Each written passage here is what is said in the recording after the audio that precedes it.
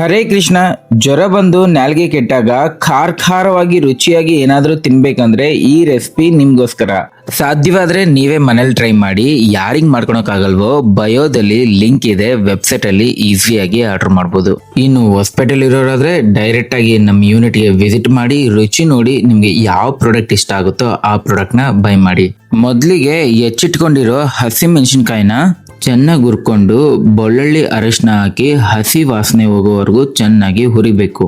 ಹಾಗೆ ರುಚಿಗೆ ತಕ್ಕಷ್ಟು ಉಪ್ಪು, ಸಾಸಿವೆ ಪುಡಿ, ಮೆಂತೆ ಪುಡಿ, ಜೀರಿಗೆ ಪುಡಿ, ಸ್ವಲ್ಪ ಸೋಂಪು ಪುಡಿ ಹಾಕಿ ಚೆನ್ನಾಗಿ ಮಿಕ್ಸ್ ಮಾಡಬೇಕು.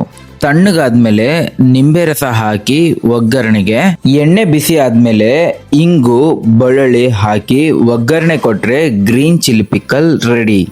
ಇದನ್ನ ಮಿನಿಮಮ್ 5 days ಆದ್ರೂ ಮಾಗೋದಕ್ಕೆ ಬಿಡಬೇಕು. ಇದು ಚೆನ್ನಾಗಿ ಮಾಗಿದ್ಮೇಲೆ ಬಿಸಿ ಬಿಸಿ ಅನ್ನಕ್ಕೆ, ರೊಟ್ಟಿಗೆ, ಚಪಾತಿಗೆ ತುಂಬಾನೇ ಚೆನ್ನಾಗಿರುತ್ತೆ. ರುಚಿ ನೋಡಿದ್ಮೇಲೆ ನೀವೇ ಹೇಳ್ತೀರಾ ರಾಧೆ ರಾಧೆ.